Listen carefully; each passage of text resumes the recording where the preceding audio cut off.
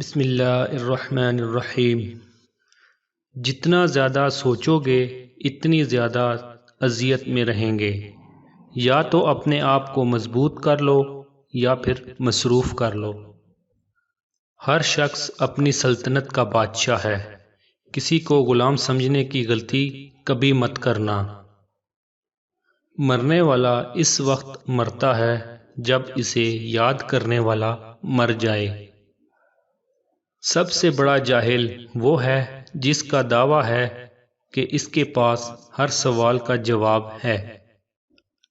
اگر آپ چھوٹی چھوٹی باتوں پر غصہ کر جاتے ہیں تو آپ توجہ چاہتے ہیں۔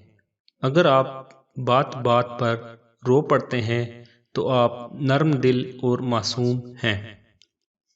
اگر آپ بے تحاشا کھاتے ہیں تو آپ پریشان ہیں۔